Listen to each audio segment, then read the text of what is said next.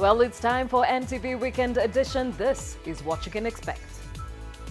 Tonight, another symptom. It's not that we do not have solutions. It's just the culture of our government. Clinical officers raring to join nurses in strike. Plus politics of presidential term limits and those for governors. Sheria kama hiyo ni ya muhimu. And buildings brought down in Mombasa with water transport in mind. In our special tonight, sijui baba yangu dawa gani alifunga mimi bado sijapata mimba. How an age-old ritual keeps young Pokot girls from motherhood.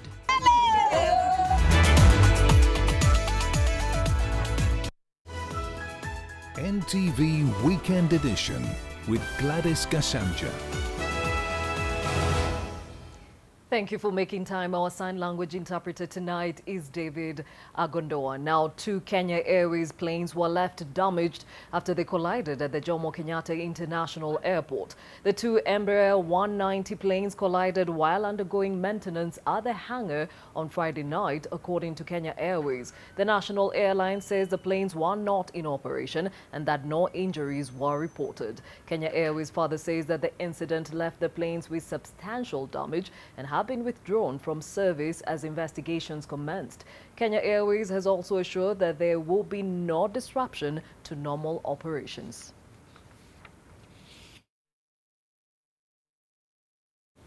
To health matters, with the standoff between government and nurses showing no signs of easing up, clinical workers have now threatened to paralyze the health sector in the coming week. The Kenyan Union of Clinical Officers gave the ultimatum, citing a breach of agreement, and the union faults the health ministry for not mediating the conflict involving county governments. 6 days into an industrial action by nurses in at least 10 counties across the country, patients seeking medical care in public hospitals have had a tough time at facilities where nurses have stayed away. The nurses have declared they will not return to work until a collective bargaining agreement signed between the nurses union and county governments is honoured, with the SRC, Ministry of Health and Council of Governors all stating that this is no longer tenable and that there is no money to pay. The situation already looks dire. Funding becomes a key consideration as the discussions continue on this matter. And could go from bad to worse. Clinical officers who work alongside nurses are also threatening to go on strike if their issues are not addressed. The clinical workers say that despite initiating talks in December 2017 and again most recently with the Ministry of Labour, there seems to be no headway in the matter. We want to bring to your attention that the Kenya Union of Clinical Officers entered into an agreement with the government, that is the county governments, 47 county government and the national government. We agreed that was last year, 2017, October on 5th, that we have to go and have a recognition agreement, subsequently initiated the negotiation for CBA, which actually we initiated and finalized on the CBA, on the recognition agreement, where a majority of the county government have signed, the Minister of Health have not signed. The clinical officers say that they will meet on the 16th of February, after which a decision on whether to join nurses on strike will be made. By now we would be having a central body that manages the HR, and actually we will not be having this. So it's not that we do not have solutions. It's just the culture of our government, where they will pen very good laws, but then they will not implement them. Meanwhile, nurses have stuck to their guns, insisting that they will not relent in their quest even as government asks them to go back to work. Leila Mohammed, NTV. Elsewhere, senior officials and staff of the Kenya Revenue Authority risk arrests for colluding with rogue businessmen in forging stickers, evading tax and smuggling. After 21 million counterfeit excise stamps were seized at a brewery in Thika town, attention shifts to KRA, with some of its officials now under probe for abetting rogue traders. I am informed that story will come later on. Rather, we now have it. According to sources at the Directorate of Criminal Investigations, a number of key officials in KRA could be facing arrests in the coming weeks over illicit trade.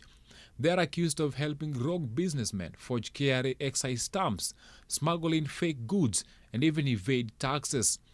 KRA has in the past reported losing billions of shillings every month to the illicit trade. The revelations come just a day after Inspector General of Police Joseph Boynet led a raid of the African Spirit Limited premises in Thika, where police discovered illicit manufacture of alcohol. Labels for their water, but indeed, and in reality, this is what you get. 21 million excise stamps were also nabbed in the operation that also involved DCI George Kinoti. The team says it is seeking the proprietor after some senior managers were arrested. However, Boynet says that the dragnet is wider than that. Anybody who slept on the job will be held to account. This country has been losing huge amount of money. And this is also to serve notice to other similar plants who manufacture this kind of stuff here, that we are coming for them. Last week, traders at the coastal city of Mombasa raised the alarm on the sale of what they claimed were duty-free cigarettes. The traders said they were supplied with the cigarettes which are meant for the Defense Forces canteen and which were exempted from taxation. Come almost 2 weeks ago, nimejaribu kuangalia authenticity ya ile sticker ya Sportsman, nikapata iko na sticker ambayo haistahili kuwa. The taxman said in a statement that all goods were fully accounted for, assuring that no money has been lost. But with the recent multi-agency raid, the racket could be wider and the government could be losing millions of shillings daily. Silas Apollo, NTV. To the coast now, and the port of Mombasa risks losing business if the country gets blacklisted by the United Nations International Maritime Organization due to structures obstructing shipping routes. Now, according to the National Lands Commission, IMO threatened to stop cargo ships from using the port due to poor visibility along the shipping paths caused by houses blocking navigation or beacons. Now, Kevin Mutai reports on the Commission's demolition exercise in the coastal city. Bulldozers descended on homes and buildings at Sentikumi village in Likoni, Mombasa County. The buildings have been making navigation difficult. According to the National Lands Commission, the building obscured navigational aids and beacons. The country was warned that the port of Mombasa risks being shut down by the International Maritime Organization because captains coming to this port were complaining that they're having difficulty in visibility. Captains navigating the large vessels either docking or leaving the port are now always guided by the Kenya Ports Authority's tugboats to safely navigate through the shipping paths. My main target is that my officers should have enough rest so that they can concentrate on the safe navigation of the ship when we leave the port. And of course, we came in with the set target, with the deepest draft possible. But when we leave from here, it will not be that constrained because we will be leaving in a very light condition.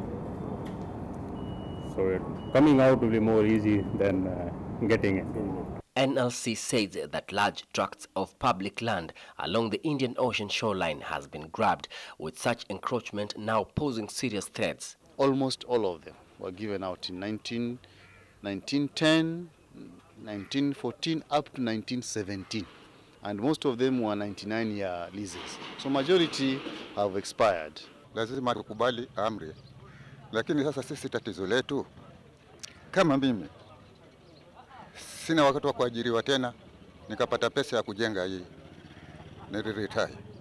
Kwa hivyo pesa yote iliyopata retire imemalizika hapa. More than 20 buildings within the perimeter will be brought down and that owners will not be compensated.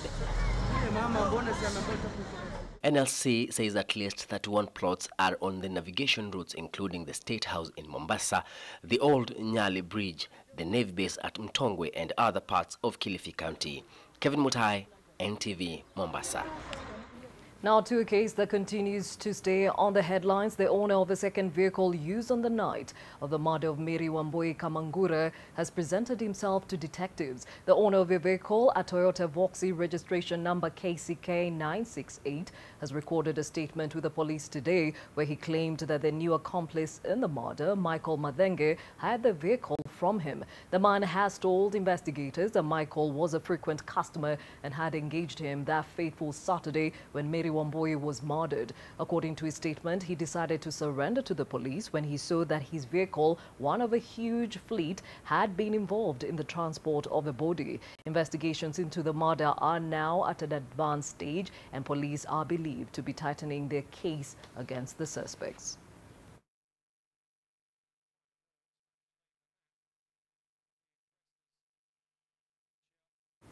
The Immigration Department will open 4 new locations locally and 6 in the diaspora in the next 2 months to ease congestion as Kenyans rush to acquire the new passports. Director General of Immigration Alex Muteshi has said that Kenyans will get the service in Kisii, Nakuru, Eldoret and Embu, thereby distributing 1,500 daily new applicants across those offices. Lillian Kere with the details. The long and slow-paced queues reveal a modern state of torture at Nyayo House. Sad tales of hundreds camping from 4 a.m. waiting for the gates of the immigration offices to open are becoming norm. But the Immigration Department now says that pressure is set to ease. Now the new stations we have are Nakuru, we have Eldoret, we have Kisii and we have Embu. We're also going to open 6 more stations abroad, that is Washington, London, Berlin, Paris, Dubai and Johannesburg. The pressure for prompt services has been overwhelming for the Immigration Department.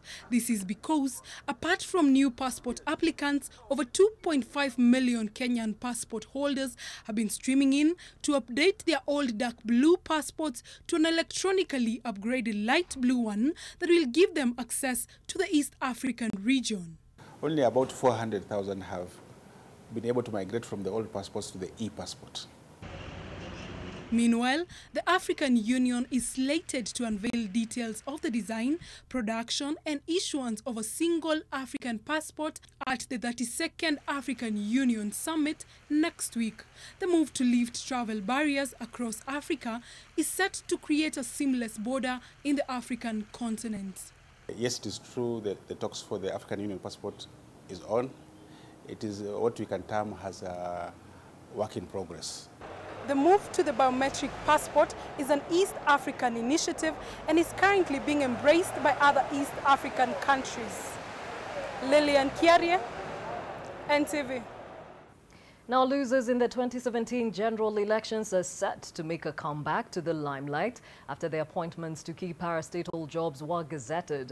The head of state has, in a gazette notice, picked former Kajiado Governor David Ole Nkendianye, former Mwingi Central MP Joe Mutambu, and former Machakos governorship contestant Wavinya Ndeti to head boards of various government agencies. Mutambu will be the chairperson of the Water Resources Authority, while Ndeti will chair the Governing Council of Kenya Water Institute. Nkendianye will chair the National Water Harvesting and Storage Authority. ODM Secretary for International Affairs Olga Karani has been gazetted to chair the Council of the Kenya Cultural Center.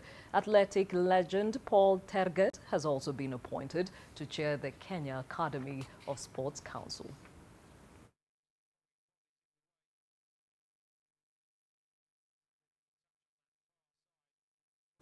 To some politics, Council of Governors Chairman Wycliffe Oparanya has condemned Wiper Party leader Kalonzo Musyoka for calling for a referendum that would see the removal of the presidential term limit. Oparanya has termed the introduction of such laws as unhelpful to majority of Kenyans. Oparanya was speaking during his homecoming ceremony today in Kakamega. Nataka hiyo term limit, hata rafiki yangu Kalonzo Musyoka amesema tutoe hiyo term limit kwa president. Jambo kama hilo haliwezi kusaidia hii Kenya.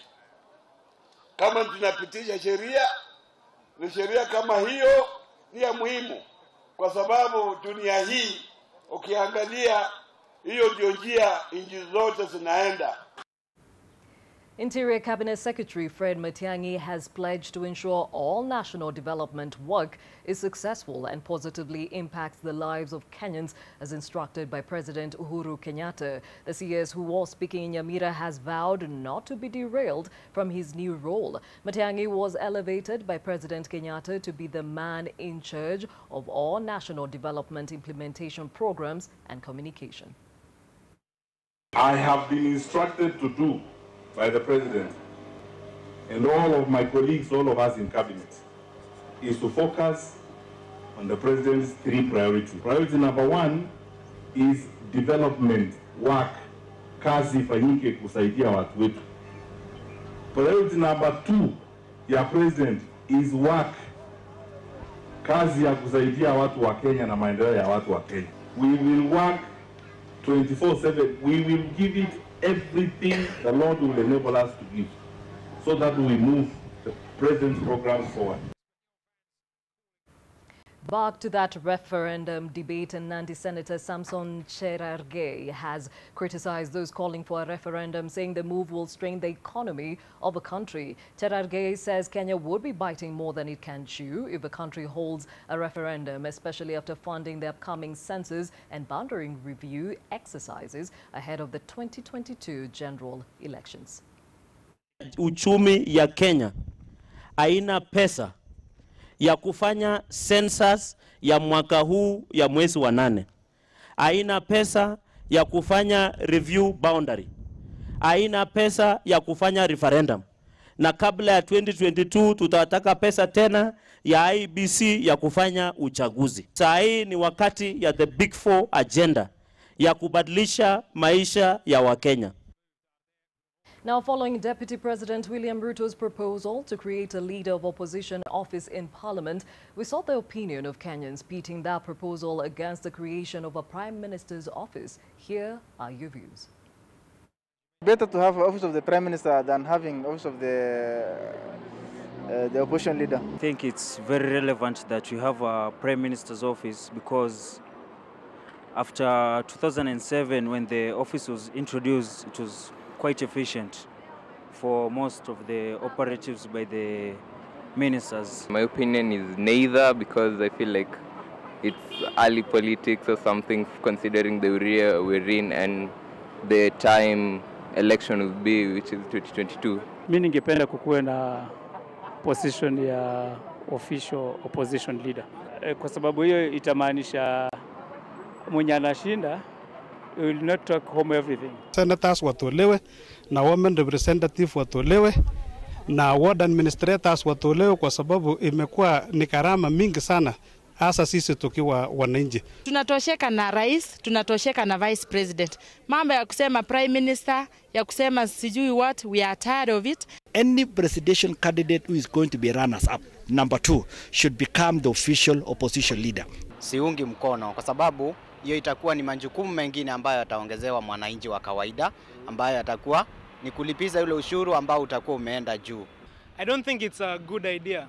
Okay, I agree right now the government and opposition are merged together, but it doesn't make sense to introduce the office of the Prime Minister, yet we have the opposition. Time for a first short break on NTV Weekend Edition. When we return, our special tonight.